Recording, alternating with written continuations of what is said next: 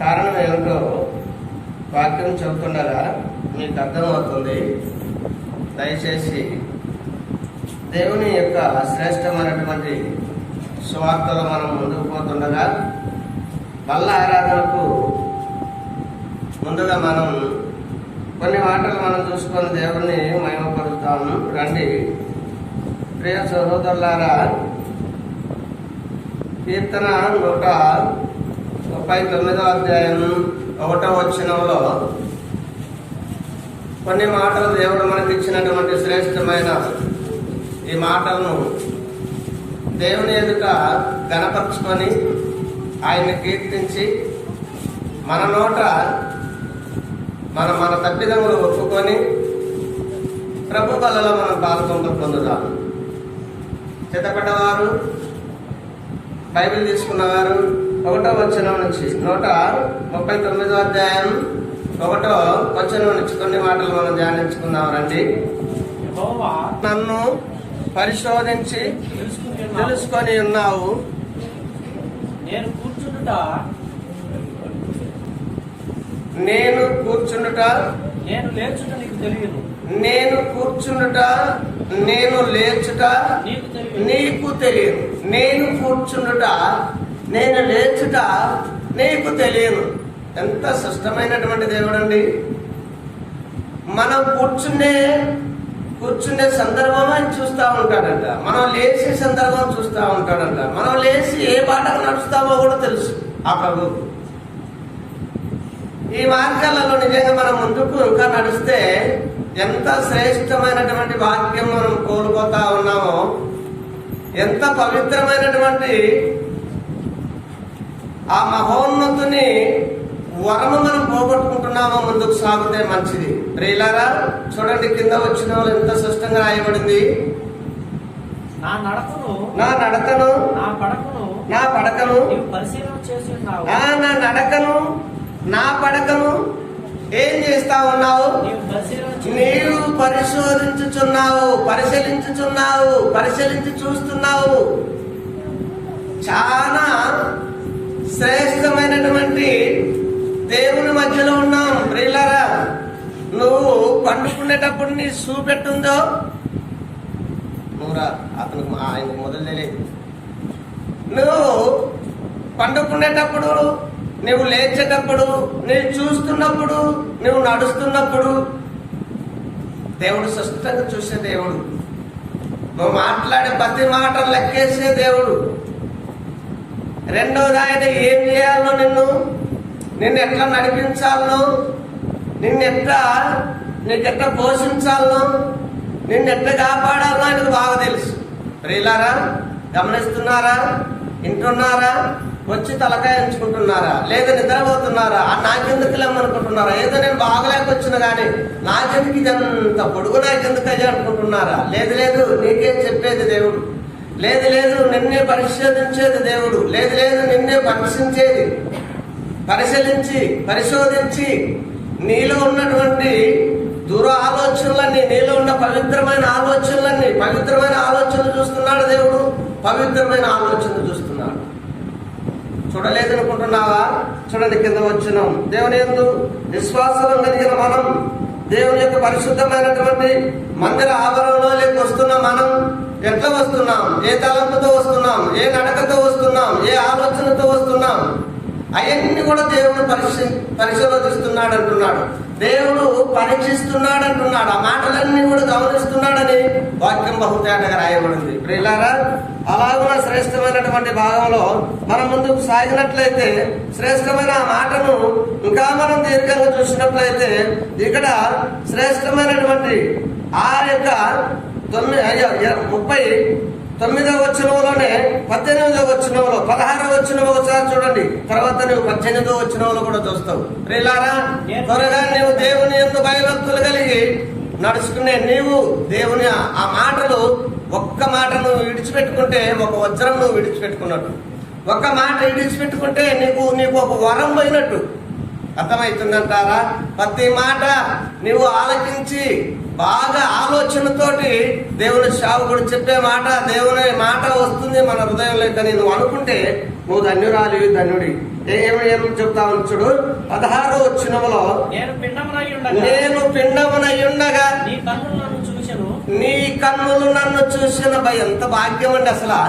నేను పిండమై ఉన్నప్పుడు నీ కన్నులు నన్ను చూసి ఉన్నాయి. నీ కన్నులు పరలోకం నుండి నీ కన్నులు నన్ను చూసి ఉన్నాయి. ఎంత భాగ్యం.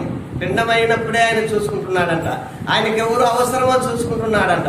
ఆయనకు ఎవరు పనికొస్తారో ఆ పిండమైనప్పుడే, ఆ పిండమప్పుడే చూసి ఆయన ముద్రకేస్తున్నాడంట. నిజంగా నువ్వు నేను ఆ భాగ్యంలోకి ఎదిగితే అంతకంటే శ్రేష్టమైన భాగ్యం భూలోకమైన ఓ బ్రీడ. నువ్వు ఎమ్మెల్యే అయినా సరే నీకు ఈ వాద రాదు, నువ్వు ప్రెసిడెంట్ అయినా సరే నీకు ఈ భాగ్యం రాదు, ఈ సంతోషం రాదు, ఈ ఆనందం రాదు. ఏం పోగొట్టుకుంటున్నావా చూడండి. నేను నా తల్లి గర్భంలో పిండం అయినప్పుడే నీవు నన్ను ఏం చేసినావు? నీ కన్నుల నన్ను చూసను. నియమింపబడిన దినములలో ఒక్కటైనా కాకమునిపే మనము బ్రతికే దినాలలో ఆయన ఇంకా లెక్కకు రానప్పుడే, నియమింపనప్పుడే ఏం చేస్తున్నాడంట ఆ దేవుడు? ఆయన సమస్తం ఎరిగిన దేవుడు. ఒక్కటైనను మన దినాలు లెక్కకు రానప్పుడు ఏం చేస్తున్నాడంట? నా దినములన్నీ నీ గ్రంథములో లిఖితమై ఉన్నాయి. నీ గ్రంథములో లిఖితమై ఉన్నాయి. లెక్క కరెక్ట్ గా రాసి పెట్టి ఉన్నావు. ఈ రాసి పెట్టిన దినాలన్నిటిలో ఎన్ని దినాలు పోగొట్టుకున్నావా చూడు. ఎన్ని దినాలు కునికి నిద్రపోయినావా చూడు. ఎన్ని దినాలు ఆయన దేవుడు ఇచ్చినటువంటి దినాలను దొంగిలించినవో చూడు. ఎన్ని దినాలు పొంకినవో చూడు. నువ్వు ఎన్ని దినాలు మోసం చేసినవో చూడు దేవునికి. ఏమయ్యా ఎక్కడికి పోయినా? ఈరోజు శుక్రవారం అంటే నేను ఈరోజు ప్రయాణంలో ఉన్నాను, నేను రాలేకపోయినాను అంటారు. అయ్యా ఈరోజు ఎక్కడికి పోయినా శుక్రవారం ప్రభు మన కొరకు శ్రమలు పొందిన రోజు, మన కొరకు తన ప్రాణం పెట్టిన రోజు, మన కొరకు రక్తాన్ని చిందించిన రోజు. ఎక్కడికి పోయినావు నాయన? రాలేదంటే కునికి నిద్రపోయినాను అంటున్నావు. ఆ లోపల ప్రభు వచ్చి నిన్ను అడిగితే జవాబు లెక్క ఏం చెబుతావు? నువ్వు కునికి నిద్రపోయినానంటావా? లేదు ఇలా రాలేక నీరసంగా ఉండి పండుకున్నా. లేదు మా బంధువులు వస్తే మాట్లాడతా వాళ్ళతోటి రాలేకపోయినా. నీకోసం ప్రాణం పెట్టిన దేవుడిని తీసి ఎరకేస్తున్నావు, కానీ నీ స్నేహితుడు వస్తే వాడిని విడిపించుకోలేకపోతా ఉన్నావు. నీకోసం రక్తాన్ని, నీవు బలహీనంగా ఉన్నావని నీకోసం రక్తం చిందించిన దేవుని ఎనికి తోసేస్తున్నావు, కానీ నీ యొక్క స్నేహితుడు వచ్చింటే, నీ యొక్క స్నేహితురాలు వచ్చింటే మాట్లాడుతుంటే ఆ వ్యక్తిని పోగొట్టుకోలేక దేవుణ్ణైనా పోగొడుతా ఉన్నావు, కానీ ఆ పరిశుద్ధమైనటువంటి ఆ భాగ్యాన్ని పోగొడుతున్నావు, కానీ పాడైపోయే పతనమైపోయే నీ యొక్క స్నేహితురాలను నువ్వు విడిపించుకోలేకపోతా ఉన్నావు. నీ స్నేహితుడిని విడిపించుకోలేకపోతా ఉన్నావు. నీ కుటుంబంలో ఉన్నటువంటి సందడి విడిపించుకోలేకపోతా ఉన్నావు. నిజంగా నీ కొడుకు, నీ యొక్క బిడ్డ సందడి చేస్తా ఉంటే ఏలకోలంగా నవ్వుతూ నువ్వు అక్కడ ఉంటున్నావు, కానీ నజరేడైనటువంటి యేసుక్రీస్తును నువ్వు గుర్తెరగలేకపోతా ఉన్నావు. నీ కొరకు రక్తం చిందించిన నీ రక్షకుని దూరం చేసుకుంటా ఉన్నావు. ప్రియులారా, ఎవరికి దూరం అయిపోతా ఉన్నావు చూడండి. నీ దినములో ఒక్కటి కూడా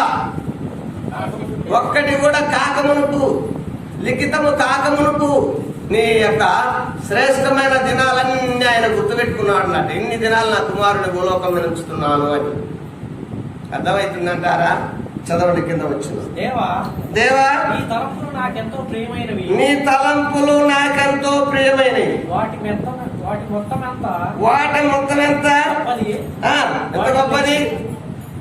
వాటిని లెక్కి ఆరాధన చేస్తాం మనం కూడా అంటామండి, ఒక్క మాట కొని, దేవా నీ కృప ఎంత గొప్పదయ్యా, నువ్వు ఇప్పటిదాకా నన్ను కాపాడినవయ్యా, నీకు నేనేమి ఇయ్యలేనయ్యా, దిక్కులు దిక్కిచ్చి ఏడుస్తాం. కానీ కడప దాటంగలోనే కథం, మళ్ళా మాట్లాడే క్వశ్చన్ లేదు. మళ్ళా ఎవరిని మెప్పిస్తా ఉన్నాం? ఒక సాటి మానవుని మెప్పించినట్టు మెప్పిస్తున్నాం. దాటిన తర్వాత ఆయన చూస్తుండా అని అంటానికి. అయ్యో నువ్వు పిండమైనప్పుడే చూసిండే, నీ దినము లెక్క ఏయంతులకే చూసిండే, నీ దినములు ఎన్ని దినాలనేవి రూపింపక మునుపు లెక్క పడంతొలికి మునిపే గ్రంథస్థంలో రాసి పెట్టుకున్నాడే ఆయన. ఏం చెప్తావు నువ్వు ఆయనకు లెక్క? ప్రియులా, 18వ వచనంలో ఒక మాట, శ్రేష్టమైన మాట విని మనం బల పాల్గొంపులు పొందే ముందుకు సాగుదాం రండి. వాటిని లెక్కించదని అనుకుంటున్నా, అవి ఇసుక కంటే లెక్కకు ఎక్కువై ఉన్నాయి. నేను మేలుకొంటినా ఇంకను నీ యొద్దనే ఉందును. ఇంకా నీ యొద్దనే ఉందును. నేను మేలుకొని గన నీ కార్యాలను చేసిందునా ఇంకాను నీ యొద్దనే ఉందును. నువ్వు చెప్పినటువంటి కార్యాలు ఏవి చేయలేదు, ఏవి నీ మాటలు వినలేదు. నీ మాటకు దగ్గర నుంచి కడచెవి పెట్టి నా సొంత పెత్తనాలు చేసుకున్నా. అయినను నన్ను త్రోసివేయలే, అయినను నన్ను కంట కుప్పల పడేయలే. కంట కుప్పల నుంచి లేవదెత్తడానికి నీవు ఇష్టపడ్డావు. కానీ నా రక్షక నేను చేసిన పాపములు, నా రక్షక నేను చేసిన అక్రమము, నా రక్షక నా ప్రభా అతిక్రమమైనటువంటి నేను చేసిన కార్యములు నిజంగా నేను ఎప్పుడో బాధ పెట్టబడవలసిన వాడిని, నేను ఎప్పుడో త్రోసివేయబడవలసిన వాడిని అని ఇప్పుడైనా నువ్వు కన్నీరుతో ప్రార్థిస్తే, కన్నీరుతో ఆరాధన చేస్తే కనికరం చూపే దేవుడు. ఆ దేవుడు నిజంగా మనం ఏమై ఉన్నామో, ఎట్లు ఆయన ఆరాధించాలనో తెలియని మనం ప్రియులారా 138వ అధ్యాయం 1వ వచనంలో కూడా కొన్ని మాటలు మనం చూసుకొని దేవుని మహిమపడతాం రండి. 138వ అధ్యాయం 1వ వచనం నుంచి కొన్ని మాటలు మనం ధ్యానించుకుందాం రండి. చెప్పండి. ఏమిటి? నేను నా పూర్ణ హృదయముతో నీకు కృతజ్ఞతాస్తుతులు చెల్లించెదను. ఇది ఆరాధన. ఇది శ్రేష్టమైన మంచి మనసారా దేవుణ్ణి ఆరాధించే వారికి, పూర్ణముతో వాక్యం వినేవారికి ఇది ఒక ఆరాధన. ఏమిటిది? నా యొక్క పూర్ణ హృదయముతో పూర్ణ ఆత్మతో నేను నిన్ను ఆరాధిస్తున్నానయ్యా. నాకు ఇంతవరకు ఇంత మేలులు చేసావు కాబట్టి, మోయబడిన నా గర్భాన్ని తెరిచినావు కాబట్టి నా పూర్ణ హృదయంతో నిన్ను ఆరాధిస్తున్నానయ్యా. మోయబడి నీ నేత్రాలు తెరవబడి నీ ప్రజలను నిన్ను చూసే భాగ్యం నాకు ఇచ్చావు కాబట్టి నా పూర్ణ హృదయంతో నిన్ను ఆరాధిస్తున్నానయ్యా. కూటికి లేని నిరుపేదవాడిని ఉండగా ఈరోజు సస్యశ్యామలంగా నాకు నా పిల్లలకు సమృద్ధిగా ఆహారము, అన్న వస్త్రాలు, శ్రేష్టమైనటువంటి పవిత్రమైన మార్గంలో నన్ను ఉంచినందుకు నా యొక్క స్తుతి ఆరాధన నీకు చెల్లిస్తున్నానయ్యా. ప్రియ సహోదరులారా, అలాగ నన్ను ఎప్పుడైనా ఆరాధించావా? దావీదు మహారాజు శ్రేష్టమైన మహారాజరికంలో ఆయన అంటా ఉన్నాడు. ఏమని చూడండి, కింద వచ్చిన ఏమిటి? ఎవరు ఎదుట? దేవతల ఎదుట నిన్ను నేను కీర్తించెదను. దేవతల ఎదుట, దేవుని యొక్క విగ్రహం ఎదుట, దేవాలయాల ఎదుట నేనేం చేస్తా? నిన్ను నేను కీర్తించెదను. దేవాలయాల ఎదుట కాదు, సామాన్యమైన మనుషుల ఎదుట నువ్వు దేవుని కీర్తిస్తున్నావా? సామాన్యమైన మనుషుల ఎదుట నువ్వు దేవుని కనపరుస్తా ఉన్నావా? ఏమంటారో ఆ యేసుక్రీస్తు ప్రభుల గురించి ఏదైనా మాట్లాడితే ఎందుకు లేని పొంది గొడవ వచ్చి కూర్చుంటుంది. రేపు పొద్దున మళ్ళా వాళ్ళ కాడికి మనం ఏదైనా అవసరానికి వెళ్ళాలి. ఆ రోజు పోయవు నీ దేవుని గురించి గొప్ప చెబుతున్నావు అని అనింటే మళ్ళా అప్పుడు ఆ కలెక్షన్ కట్ అయిద్దేమో. అర్థమవుతుందంటారా? ప్రియ సహోదరులారా, దేవుని భయభక్తులు కలిగినటువంటి ప్రియ దేవుని యొక్క సొత్తైన దేవుని కుమార్తె, దేవుని కుమారుడా, ఎవరితో ఎక్కడ నువ్వు ఆరాధించినవు? ఎక్కడ నువ్వు దేవుని కనపరిచినవు? ఎక్కడ దేవుని స్తుతించినవు? ఎక్కడ దేవుని మహిమపరిచినవు? దేవతల ఎదుట దావీదు అంటున్నాడు, దేవతల ఎదుట ఆయన కీర్తిస్తున్నాడంట. దేవతల ఎదుట సుంకేశల మన పైన ఆదివారం సాయంకాలం అక్కడ ఆ రోజు ఇంకా వెళ్ళిపోతా ఉన్నారు. ఇంకా ఈ ఊరు మాకు రుణాలు తీరినాయి అనుకున్నారు. మా ఎప్పుడో పూర్వం నుంచి కొలిసే మా దేవుడు కూడా దూరం అయిపోతున్నాడు. ఎవరైనా కాటం రాజు. ప్రియులారా, దేవుని యొక్క శ్రేష్టమైన మాటలు వినేవాళ్ళు పిలిపించుకున్నారు. అదేవిధంగా అటు దేవాలయం, ఇటు ఎదురు వాళ్ళ ఇల్లు, అందరూ దేవుని దేవతలు కొలిసేవారు. ఏ గుంజామున 4ంటికి లేస్తే ఎండాకాలం మంచం మీద మంచం ఉంటుంది వాళ్ళ గుందులలో గుడిపాడు. వారి ఎదుట లేచి 4ంటప్పుడు లేచి ప్రార్థన చేసుకుంటా ఉన్నా. నేను 4 కాలే 3:30కి ఎవరికెవరో కళ్ళు దులుపుకొని లేచి చూస్తా ఉన్నాడు. మళ్ళా నిద్రపోయారు. నేను ప్రార్థన నేను తెల్లవారు 4ంటికి లేస్తే సామాన్యమైన మళ్ళా నిద్ర 2 రోజులు మళ్ళా నిద్రపోతారు వాళ్ళు, మేల్కోరు.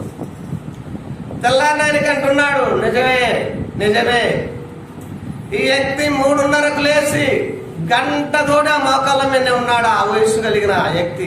మనం 5 నిమిషాలు మోకాళ్ళ మీద ఉండలేకపోతా ఉన్నాం. దేవుని ప్రజలు ఇక్కడ ఎవరు లేరు, అందరం అన్యులమే. ఎవరి కోసం చేస్తా ఉన్నాడు ఆయన? మన కోసం చేస్తా ఉన్నాడు, మన గ్రామం కోసం చేస్తా ఉన్నాడు, అనేకుల కోసం చేస్తా ఉన్నాడు, అనేక గ్రామాల కోసం చేస్తా ఉన్నాడు. నిద్ర పట్టనట్టుంది మనిషికి. ప్రియులారా, అలా ఏం చేస్తా ఉన్నాడంటే దావీదు, దేవతల ఎదుట నిన్ను కీర్తించదను. చూడండి, నీ పరిశుద్ధ ఆలయము తట్టు నేను నమస్కారము చేయుచున్నాను. నీ పరిశుద్ధ ఆలయము తట్టు నేను నీకు నమస్కారం చేస్తున్నాను ప్రభువా. ఏనాడు పనికి మాలవాడను, దిక్కుమాలవాడను, ఏనాడు ప్రభు అనటానికి యోగ్యత లేని నాకు ఈ యోగ్యత మీరు ఇచ్చారు, ఈ శ్రేష్టమైన భాగ్యం మీరు ఇచ్చారు, ఈ వస్త్రాలు మీరు ఇచ్చారు, ఈ ఆరోగ్యం మీరు ఇచ్చారు. ఈ రోజు నిన్ను ఆరాధన చేయటానికి, నిన్ను కనపరుచుకోవటానికి దేవతల ఎదుట, అన్య ప్రజల ఎదుట, సెంటర్లో, బస్టాండ్లో, బస్సులో, లారీలలో, రైల్వే స్టేషన్లో నిన్ను ఆరాధించడానికి నువ్వు ఈ భాగ్యం నాకు ఇచ్చావయ్యా, ఈ సంతోషాన్ని నాకు ఇచ్చావయ్యా అని ఆరాధిస్తే నిజంగా దావీదుకు వెంటనే ప్రత్యుత్తరం ఇచ్చిన దేవుడు మనకు ప్రత్యుత్తరం ఇవ్వడా? నిన్న నేడు ఇక పర్యంతరం ఒకే రీతిగా ఉన్నవాడని గ్రంథం రాయబడి ఉన్నదే. వాళ్లకు పలికిన దేవుడు మనకు పలకలేదా? వాళ్ళకు సెవెక్కిన దేవుడు మనకు సెవ్వక్కలేదా? ప్రేమైనటువంటి దేవుని సొత్తైన ప్రజలారా, అలాగున రాత్రి మళ్ళా పగటి వేళ కూడా వీలైన వరకు మా మేనల్లులకు, అక్కడున్న వారికి సువార్త బోధించిన 4-5ంటికి గంగపల్లిలో ఆ రోజు కోడిక.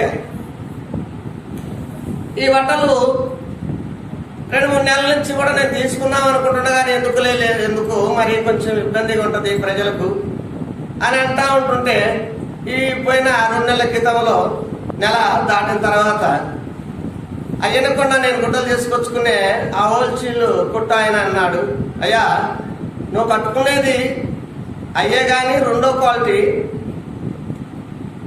అవి ఫస్ట్ క్వాలిటీ కట్టుకుంటే బాగుంటుంది, నీకు యాలి ఉంటుంది, బాగుంటుందంట. లేదులయ్యా అంత యాలి నాకెందుకు అని అంటే, లేదు నీకంటే ఇంకెవరు కట్టుకునేది, ఎవడు కట్టుకున్నా గుడ్డకు యాలి ఉండదు. రాజకీయ నాయకుడు కట్టుకున్నా ఆ రోజు వరకే, కానీ మరుసటి రోజు ఉంది. నీ వంటి మీద ఏంటంటే ఇవి కూడా వాళ్ళని నీవు ఒప్పుకోవు, అది నీకు తప్పనిసరి కావాలని 2 జతలు 4,000 రూపాయలు, 2 చొక్కాలు 2 పంచెలు 4,000 రూపాయలు తీసుకొని ఓ జత కట్టుకున్న గుడిపాడు అయినా నాకు స్నేహితులందరూ కూడా ఒకరికొకరు వాళ్ళే చూసి ఏ బూతు మాట్లాడుకుంటా ఉన్నారు. చూడండి రా నడిపైన చూడండి, ఆ నాగశేషం చూడండి, ఎందుకన్నా నీకు ఎంత ఉంటే ఏముంటే నేను తన పొజిషన్, తన బట్టలు అసలు ఏం చేస్తున్నావు నువ్వు అని ఒకళ్ళు వచ్చి అంటారు. అలా తెలిసిన వాళ్ళు ఏమో పాస్టర్లు అయ్యా నేను కొంతమంది అంటున్నారు, పాస్టర్ కాబట్టి వేసుకున్నాను నేను అంటున్నారు. బాగానే ఉంది, ఎందుకు వేసుకున్నాను నేను పొరపాటుగా, ఈ బట్టలు ఎందుకు వేసుకున్నా, నిజంగా అన్ని ప్రజలు ఎదుట బాగలేదే, ఇరుటంగా ఉన్నదే అని వెంటనే ఇడిచాక ఈ ఉతికి మళ్ళా పెట్టు అని మళ్ళా 2 జతలు అక్కడే పెట్టి తొందరపాటు బుద్ధమైందని చెప్పి పరుగున నేను పోతా ఉంటా. ఆ పగటి వేళనే బైబిల్ ఇక్కడే ఉంది. బైబిల్ మరి ఎట్ట పోయిందో ఏమో అర్థం కాలే. అందరికి ఫోన్లు చేసిన, అందరికి చెప్పిన ఈ బైబిల్ పోయిందయ్యా, బైబిల్ లేదని. ఇంకా గతి లేదు, పాత బైబిలే తీసుకున్నా. తీస్తే అట్టలు వదిలిపోతున్నాయి. ఎట్ట చేయాలా? ఏం బైబిల్ కూడా కొనుక్కోలేడు అయ్యనా, ఏనన్నీ పొడుగు చెబుతాడు అని అంటారేమో. ప్రభా నీ ఇష్టం, నువ్వే ఏమన్నా చేసుకో, మరి ఏం చేయాలా? మరి ఎందుకు తీసేసినావు? నేను సువార్తకు పోతానంటుంటే బైబిల్ ఎందుకు తీసేసినావు నాకు తెలియలే. అందరి బైబిల్ అంతా తిరిగినాం, నేను అభిప్రాయం మా పెద్ద కొడుకు అందరం కూడా తిరిగినాం, అందరి ఇంటింటికి తిరిగినాం, ఎక్కడ దొరకలే. ఆ సందర్భంలో అదే దిగులతో నేను బయలుదేరుతా ఉన్నా. గంగపల్లి అయ్యే వరకు అట్ట పోయి బండి నిలబెట్టిన, స్టాండ్ కూడా వెళ్ళా. వచ్చిన పాస్టర్ గారు వచ్చిన అంటున్నారు.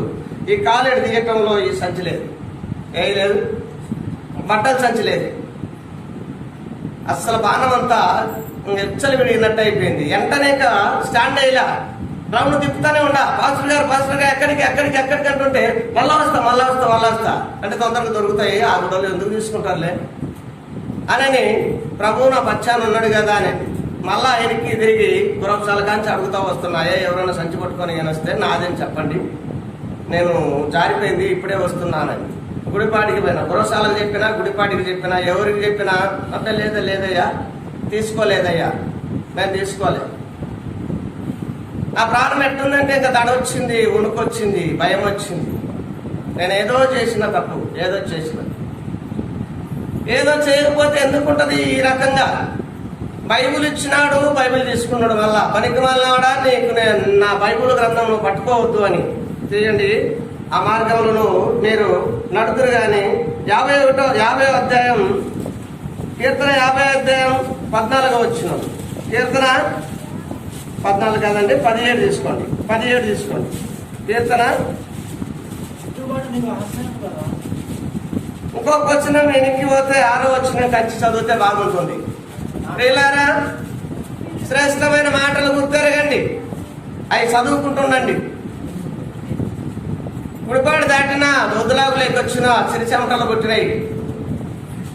బైబిల్ తీసేసినావు నా చేతిలో నుంచి. పోనీ ఎవరో దొంగలకు పోయినారనుకున్నా. నా బట్టలు బాగలేవు, నేను నీకు సాగు చేయలేనంటే నా వస్త్రాలు ఇస్తానన్నావు. నీ ఎవరైనా కొనిస్తానని కూడా కాదు, నా వస్త్రాలు ఇస్తానన్నావు. బైబిల్ తీసేసినావు, వస్త్రాలు తీసేసినావు. నీకేదో నేను హానికరమైన పని చేసిన, ఏదో పాపం చేసిన, ఏదో తప్పిదం చేసిన. నేను వద్దు, నన్ను ఉంచబాకు. నన్ను నీకు ఇష్టం కానప్పుడు బట్టలు తీసేసినావు, బైబిల్ తీసేసినావు. ఇంకా నేను భూమి మీద తిరగొద్దు. నా నోరు మూపి, తొందరగా నా నోరు మూపి. నేను మళ్ళా నీ మాటలు నేను వసించకూడదు, మళ్ళా నీ మాటలు నేను మాట్లాడకూడదు. ఏముంది అక్కడ? ఏమనుంది? దిద్దుబాటు నీకు అసహ్యం కదా. ఏదో నువ్వు చెప్పిన మాట నేను అసహించుకున్నా. ఆ దిద్దుబాటు నువ్వు చెప్పిన పని నేను చేయలేకపోయినా. నన్ను తీసేయి, నా నోరు మోతాయి, నన్ను బాధ పెట్టించేయి. వద్దు. ప్రయాణంలో అయినా నాకు ఎదురు ఏదో ఒకటి కొట్టి వద్దు, నేను ఉండకూడదు. అర్థమవుతుందంటారా? ప్రారంభమైంది, ఏడుపు ప్రారంభమైంది. వద్దు. లేదా ఒకవేళ తప్పిదమా, నేను పోయే వరకు మందిరంలో బైబిల్ ఉండాలా, నా చేతికి ఇవ్వాలా. మీరు తిరిగిన బట్టలు ఎవరు కట్టకూడదు. నువ్వు ఇచ్చిన బట్టలై, మహిమ వస్త్రాలై ఎవరు కట్టకూడదు. నా బట్టలు నాకు ఇవ్వాలా. నా పొరపాటు అయితే నా బట్టలు నాకు ఇవ్వాలా. నేను తగిలించుకోవటం పొరపాటు అయితే నా బట్టలు నాకు ఇవ్వాలా. లేదు నువ్వు తీసేసినావా, నన్ను తీసేయాలి, అంతే. నన్ను ఉంచకూడదు భూమి మీద. రాత్రి వచ్చి కూడా ప్రార్థన చేసిన భోజనం తిననో తినలేదో నాకు తెలియదు. ప్రియమైనటువంటి సహోదరులారా, మీకు చేతులు జోడించి ఇంతగా చెప్పాను కదా, బాగున్నారా మీరు? నేను పరదేశినే. ఇంకా ఇంట్లో ఈగల మోత, బయటలో ఏమంటారు దాన్ని, పలకల మోత. ఇంటికి వచ్చిన డోర్ తీసే వరకు ఎదురుగా కుర్చీలో బైబిల్ ఉంది. బైబిల్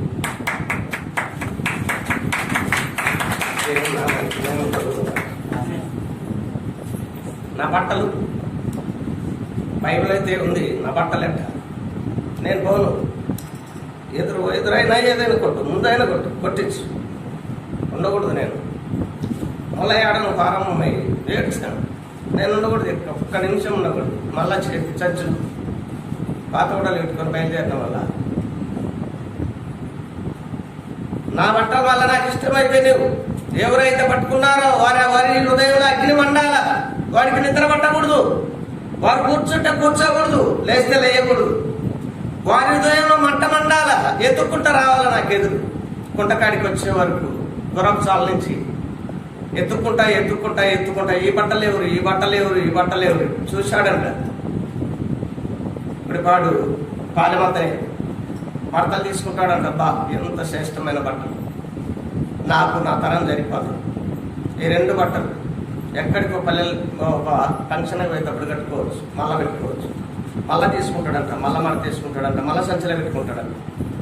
మళ్ళా కాతోడంట, అమ్మో మళ్ళీ ఈ బట్టలు ఎవరియో అని మళ్ళా సంచి తీసుకుంటాడంట. మళ్ళీ చూసుకొని మళ్ళీ పెట్టుకుంటాడు. తెల్లవారితో నిద్ర లేదండి.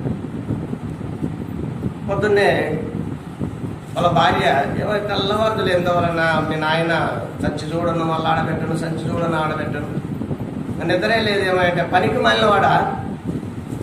నేను ఒక మనిషి పోతా అన్నాడు. ఆయన ఎవరో పాస్టర్ అంట. పాస్టర్ బట్టలు పోయినాయన్నాడు. ఎందుకు నీకు నిద్ర ఉంచుతాడు, వెళ్ళు ఎత్తుకుంటా పోయి ఎవరికో ఇచ్చినా బాగున్నాడు. అంతలక్కల గురసాల పోయినాడంట. అడిగితే ఆయన వెళ్ళిపోయాడు. ఆయన నాంచేపురం గుడిపాడు ఎవరన్నా చుట్టాలు ఉన్నారంటే ఉండరు ఎరగొండ వాళ్ళు ఉన్నారు. వాళ్ళు చుట్టాలు యాదవులు ఇక్కడికి వచ్చారంట. ఇదిగో సంచి. ప్రేమైనటువంటి సహోదరులారా, దేవుని యందు భయభక్తులు కలిగినటువంటి శ్రేష్టమైన నా యొక్క వాగ్దానాన్ని చూస్తే దినదినం నాకు మతికొస్తుంది. మళ్ళా అమ్మ నేను ఖచ్చితంగా వస్తున్నానని చెప్పి పాత బట్టలు కట్టుకొని మళ్ళా పోయే వరకు రెడీగా ఉన్నారు. రెండో శ్రేష్టమైనటువంటి భాగం మనం చూస్తే జాగ్రత్తగా గమనించండి. 2వ అధ్యాయం 7వ వచనం ద్వితోపదేశకాండం. 6 రోజులు ఎక్కడికి వెళ్ళినప్పటికీ కొత్తగా భోజనం సిద్ధపరిచి కొత్తగా భోజనం అయ్యా నువ్వు వస్తున్నావనేమో దేవుడు మాకు తలంపించిందేమో, మీరు దీంట్లో మొదటి భోజనం మీరు తినాలి. ఎవరు వస్తున్నారని? ఎమ్మెల్యే వస్తున్నారంట. ఎమ్మెల్యే వస్తున్నాడని ఒక కుండ చేపలు, ఒక కుండ చికెను, ఒక కుండ రొట్టెలు, ఒక కుండ అన్నం, మరి ఒక కుండ జాట మాంసం అన్ని రెడీ చేసి పెట్టినారు. నేను పోతే ప్రభు నీకోసమేమో మేము మరి ఒకళ్ళు వస్తారు. గారెలు చికెన్ ఇప్పుడే రెడీ చేస్తున్నామయ్యా, నువ్వు వస్తున్నావని నేనేమో అన్నమాటలు అవుతున్నాదంటే గతిలేని నాకు. ఎవరికో రాజులు చేసిన భోజనం ఎక్కడ రాయకూడదు ఆ మాట చూసారా మీరు? నీకేమి కొదువ ఉంచను, ఏ కొదువ ఉంచను. తెల్లవారు తలనొప్పి, పొద్దున్నే లేచి అభిప్రాయము తలనొప్పి టాబ్లెట్ ఒకటి తీసుకురాయా. తెల్లవారు తలనొప్పి, నిద్ర ఉండదు, పగులు నిద్ర ఉండదు, నైట్ నిద్ర ఉండదు. ఎందుకు ఆ ప్రభు చేసిన కార్యం ఏమిటో నాకేం అర్థం కావటం లేదు. 11:30 దనక 12 దనక కూడా సువార్త చేసి పండుకుంటే స్వర్గమైనట్టే ఉంటుంది నిద్ర. సాయంత నిద్ర 4-5 వరకు ఎంత ఉల్లాసమో, లేడి పిల్ల శరీరం ఉన్నట్టుగా ఉంటుంది. ఏ కొరత నీకు? ఏ కొరత? నిద్ర కొరత, ఆరోగ్యం కొరత, ఆహారం కొరత, ఏమి కొరత ఉండని. ప్రియమైనటువంటి దేవుని సొత్తైన ప్రజలారా, వింటా ఉన్నారా? చదువుతా ఉన్నారా? 50 అధ్యాయంలో 17వ వచనంలో 16 నుంచి ఎంత చక్కగా ఉందో చూడండి. శ్రేష్టమైన మాట మీరు చూసినట్లయితే దేవుని యందు చక్కగా ఎదగాలనిపిస్తుంది, ఆనందంగా ఉండాలనిపిస్తుంది. ప్రియ సహోదరులారా, ఇక్కడ నేను ఎందుకు నిలవనీయలేదు, నీ ఇంట్లో నీకెందుకు పదార్థం ఉండేయలేదు దేవుడికి ఒక్కరికి మాత్రమే తెలుసు. నువ్వు పిండమైనప్పుడే ఆయన ఏం చేసినాడు, నిన్ను గుర్తెరిగినాడు. నీ కన్నులు నన్ను చూసి ఉన్నాయి. అప్పుడు నుంచి చూసి నా పనికి పనికొస్తాడు, నేను ఏ పనికి అప్పచెప్పినా ఖచ్చితంగా పని నెరవేరుస్తాడు అనేది ప్రభు కనిపెట్టుకొని ఉంటే, ఇంకా నా కుటుంబము, నా కోడళ్ళు, నా కొడుకులు, లేదా నా పిల్లము, నా అభివృద్ధి అనేది అనుకుంటే ప్రభు నిజంగా ఈ కార్యం అనేది మహా గొప్పగా చేసినట్టుగా అనుకుంటా ఉంది. ప్రియ సహోదరులారా, చూడండి ఆ మాట, శ్రేష్టమైనటువంటి ఆ మాటను మనం ముందుకు సాగుదాం రండి. చదవండి. 7వ అధ్యాయం 7వ వచనం, 50 అధ్యాయం 7వ వచనం కీర్తన తొందర తీసుకోండి. దిద్దుబాటు నీకు అసహ్యము కదా, నీవు నా మాటలు నీవు ఎందుకు త్రోసివేసేదు. దిద్దుబాటు నీకు అసహ్యము కదా, నా మాటలు ఎందుకు త్రోసివేసేదు. నేను త్రోసివేస్తుంటే ఇదే నేను మాట్లాడిన మాట. నేను నీ యొక్క మాటలు ఎనికి త్రోసివేస్తుంటే నన్ను అసలు ముందుకు ఒక్క అడుగేనిగా. నీవు దొంగను చూచినప్పుడు వారితో ఏకీభవించదు. నీవు వ్యభిచారిని చూసినప్పుడు వారితో నీవు సాంగత్యం చేసిన, వారితో స్నేహితంగా ఉండదు, వారితో సంతోషంగా ఉండదు. ఎందుకు నా మాటలు నీ నోట ఎవరు వసించమన్నారు, ఎవరు మాట్లాడమన్నారు నా మాటలు నీ నోట? ప్రియమైన సహోదరులారా, నా యొక్క శరీరం అంతా ఉడికెత్తినట్టయింది. ప్రభా, నేను ఎక్కడన్నా వ్యభిచారితో మాట్లాడినా, వ్యభిచారిని గురించి నేను సంతోషపడ్డానా, దొంగల గురించి నేను సంతోషపడన్నా. అయ్యా పెడవాడనిపించుకున్నానే, రొడ్డోడనిపించుకున్నానే, పనికి మాలినోడనిపించుకున్నానే, పాస్టర్కి ఏంది అంత పెడతానం అంటే ఎవరు వస్తారు? ఎవరికి ఉల్లాసం ఉంటుంది? ఎవరికి ఉద్రేకం ఉంటుందని అంటున్నారే. నన్ను ఇంకా క్షమించు, నేనేమన్నా ఇంకా పాపం చేసేవారితో నేను స్నేహితంగా ఉన్నానేమో, వ్యభిచారం చేసేవారితో స్నేహితంగా ఉన్నానేమో, నన్ను తీసి అట్లుంటే నన్ను తీసి. నీవు కూడా సహోదరుడా మైక్ ముందు మాట్లాడుతున్నావా? మహిమగల దేవుని ముందు మాట్లాడుతున్నావా? మైక్ ముందు మాట్లాడిన మాట నువ్వు దేవుని ముందు మాట్లాడినట్టే. బయటికి పోయి నువ్వు ఏమాత్రం అంతా ఎన్నిక అడిగేసినవంటే ఖచ్చితంగా నీకు ఆ శిక్ష పడి తీరుతుంది. ఖచ్చితంగా ఆ శిక్ష మాస్తావు. జాగ్రత్త. మహోన్నతుడు నువ్వు పిండంగా ఆనప్పుడే ఆయన గుర్తెరిగిండు. నీ రోజులు ఎన్నో, నీ సంవత్సరాలు ఎన్నో లిఖితము కాంతులకే ఆయన జీవగ్రంథంలో ముద్రిక వేస్తున్నాడంట. ఏమనుకున్నావు? ఏడ తప్పించుకుంటావు నువ్వు?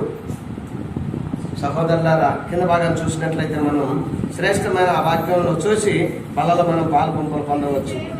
అలాగున శ్రేష్టమైన మాటల ముందు సాగుదామా? దేవునికి విధేయతగా బ్రతుకుదామా? దేవునికి విరోధంగా బతుకుదామా? ఈ లోక భౌతిక ఆస్తుల కోసం నువ్వు పాకులాడతావా? పరలోకమందున్న దేవుని మహిమ కోసం నువ్వు ఎదురు చూస్తావా? చదువుతారా కింద వచనంలో ఉన్నటువంటి వాక్యం? కీడు చేయవలెనని నీవు నా నోరు తెరుచుచున్నావు. నీ నాలుక ఏమిటి? ఎవరి నోరు తెరిచేది? కీడు చేయవలెనని నీవు నోరు తెరుచుచున్నావు. నీ నాలుక కపటము కల్పించుచున్నది. నీవు కూర్చుండి నీ సహోదరుని మీద నీవు కూర్చొని శాతగాని సోమరి బతుకుతా నీ సహోదరుని మీద ఏం చేస్తా ఉన్నావు? కొండములు చెబుతా ఉన్నావు, అబద్ధపు సాక్ష్యాలు చెబుతా ఉన్నావు, అబద్ధపు మాటలు మాట్లాడుతా ఉన్నావు. ఏమని తీసుకోవడానికి వచ్చినావు? వల్ల ఎట్లా నువ్వు ఆరాధన చేద్దాం అనుకున్నావు? దేవుని ఆలయం అనుకున్నావా? బజార్ అనుకున్నావా? దేవుని పరిశుద్ధమైనటువంటి శ్రేష్టమైనటువంటి మార్గంలో మనం నడుస్తున్న మనం శివుని మందిరంలో కొన్ని మాటలు మనం చెబుతా ఉన్నాం. దాన్ని కూడా గుర్తు లేదు, సురుకు లేదు, వణుకు లేదు, భయం లేదు. దేవుని యొక్క సేవకుడు ఒక మాట ఎత్తుతే జల్లున ఎత్తుకుంటారు శివుని మందిరం ఉన్న వాళ్ళు. ఎవరైనా తప్పదాల చదువు వచ్చిన వాళ్ళు కూడా జల్లును ఎత్తుకొని మాట్లాడుతున్నారు. వచ్చిరాని చదువు ఒక సహోదరి మాట్లాడుతూ ఉంటే చదువుకున్న యవనస్తులు మౌనంగా నోరు మూసుకున్నారంటే ఎవరికి సిగ్గుకరం? ఎవరికి సిగ్గుకరం? స్త్రీ మాట్లాడుట పురుషుడికి సిగ్గుకరం అంటే ఆ సిగ్గునే మేము తప్పుకుంటాం కానయ్యా నోరిప్పలేములే అంటే అది లేదయ్యా, ఆత్మే మాకు లేదు, మేమేం చచ్చేయమంటే ఎవరేం చెబుతారు దానికి? ప్రియ సహోదరులారా, రండి పరిశుద్ధమైనటువంటి సామెతల గ్రంథంలో 15వ అధ్యాయం శ్రేష్టమైన వాక్యం ఈ 2 మాటలు చెప్పి ముగిస్తారండి. శ్రేష్టమైన దేవునికి విధేయతగా ఉన్నామా? ఔదేయతగా ఉన్నామా? లోకంలో లోకం కోసం, లోక ఆహారం కోసం అయ్యా భక్తి భయం లేని కాడ మనం జీవించుదామా?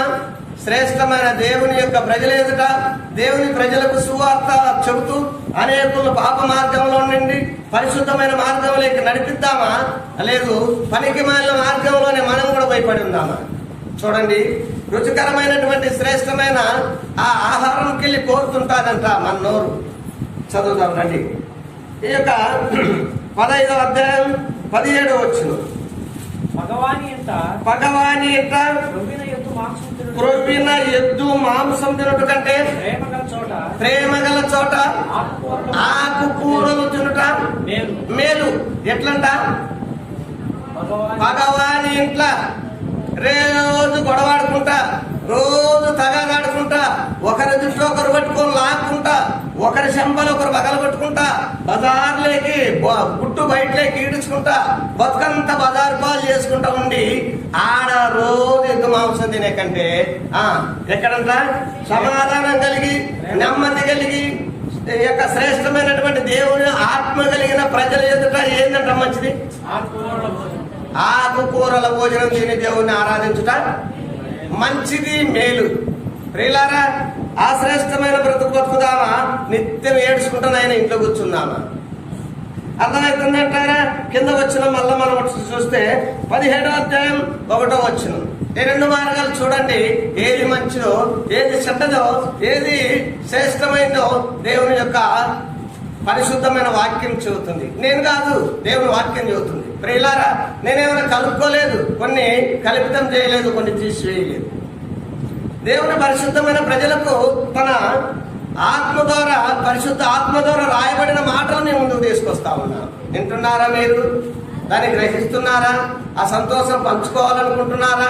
ఎందుకులే ఎట్టయితే అనుకుంటున్నారా? చూసారా? ఈ యొక్క 17వ అధ్యాయం 1వ వచనం. రుచి అయిన భోజన పదార్థములు ఉన్నను, రుచి అయిన భోజన పదార్థములు ఉన్నను, కలహముతో కూడి ఉండిన, కలహముతో, కక్షతో, వీరసముతో, తగాదతో కలిగి కూడి ఉండిన, కూడి ఉండిన ఇంట ఉండుట కంటే నెమ్మది కలిగి ఉండి ఒట్టి రొట్టె మొక్క తిని చారుడు గ్లాస్ నీళ్ళు తాగి దేవుణ్ణి కీర్తించటం మంచిదయ్యా అన్నాడు పరిశుద్ధాత్మ దేవుడు.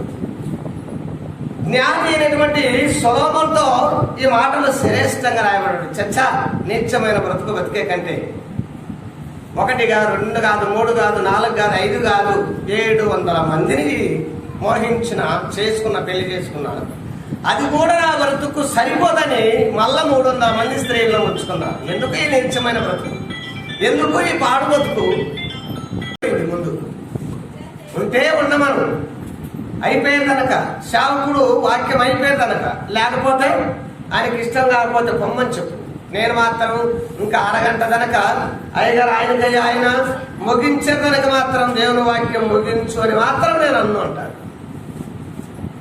శ్రేష్టమైనటువంటి అధికారంలో కలిగిన వాళ్ళే భయంతో ఉంటే, నువ్వు నేను కనీసం శుక్రవారం ఎప్పుడో తెలియదు, ఆదివారం ఎప్పుడో తెలియదు, సువార్త ఎప్పుడో తెలియదు, వారం రోజులు ఉంటే భాస్కర్ గారు ఎక్కడున్నారు మీరన్న నాదుడు కనపల్లా మన సంఘంలో.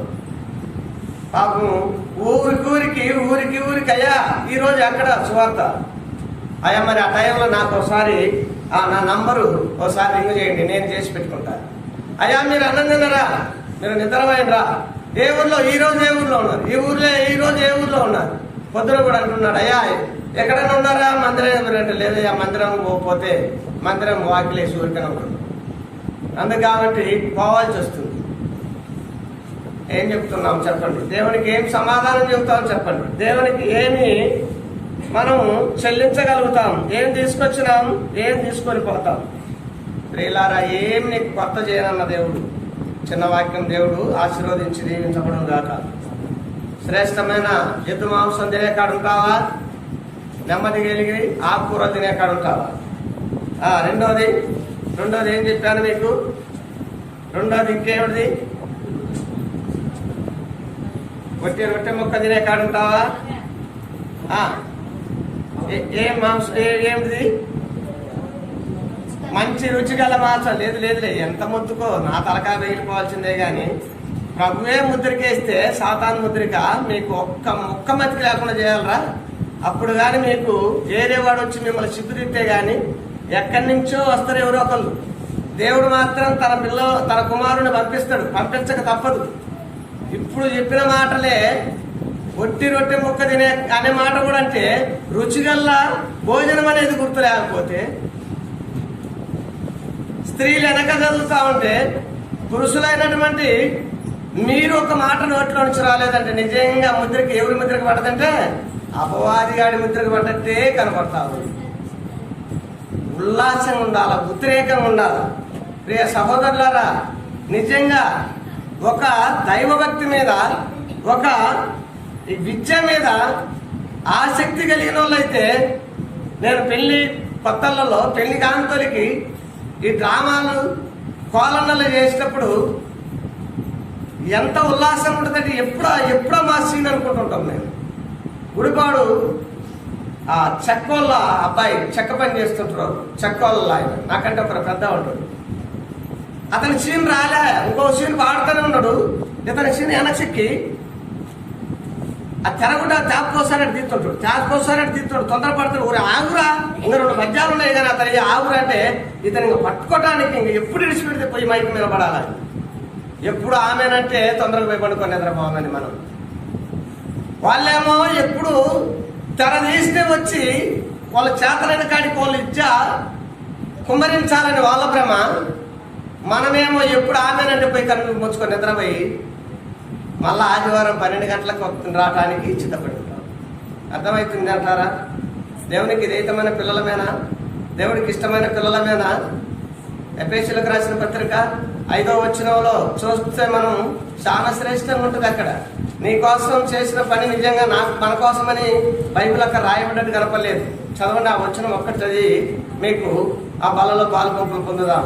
చూడండి, ఎఫెసీయులకు రాసిన పత్రిక 5వ అధ్యాయం చదవండి. కావున మీరు ప్రియులైన పిల్లల వలె అంటే మీరు దేవునికి ఇష్టమైన పిల్లల వలె నడుచుకునుడి. క్రీస్తు మిమ్మల్ని ప్రేమించి ఎట్లా నడిస్తే క్రీస్తు మనల్ని పరిమళ వాసనలో తీసుకొచ్చేది? ప్రియమైన పిల్లలుగా, ఇష్టమైన పిల్లలుగా, తల్లికి తండ్రికి ఎట్టా ప్రాముఖ్యమైన ముద్దు కలిగిన కుమారుడుగా ఉంటే ఆ కుమారుడికి అప్పైనా సప్పైనా శ్రేష్టమైన బట్టలు చేసుకొస్తాం, శ్రేష్టమైన అడిగిందలా చేసుకొస్తాం. ఇష్టం కాకపోతే వాడు శివుడి చేసుకుంటున్నా, పిర్రల కింద గుడ్డలు చినిగిపోయినా, భుజాలు చినిగిపోయినా, అవతారం ఉన్న వాడి ముఖం నాకు చూపించగాకండి. వాడేమో ఒక్క మాట వింటున్నాడా? ఒక్క మాట వాడు గ్రహించుతున్నా తండ్రి చెప్పిన మాట. ప్రియమైన పిల్లలుగా ఉంటే ఏం చేస్తాడంట దేవుడు? దేవునికి ప్రియమైన పిల్లలుగా ఉంటే, ఇష్టమైన పిల్లలుగా ఉంటే పరిమళ వాసనగా ఉంచుతాడంట. చెమట వాసన, ఏదైనా దుర్వాసన, పీనిగ వాసన, నీ శ్వాసన ఉన్నయడంట. అవన్నీ కడిగి వేసి ఆయన పరిశుద్ధ రక్తంతో పరిమళ వాసనగా తయారు చేస్తాడంట. ఏ వ్యక్తి కలిగి ఉంటారో దేవుడు అంత స్థాయిలోకి మిమ్మల్ని తీసుకుపోతాడు.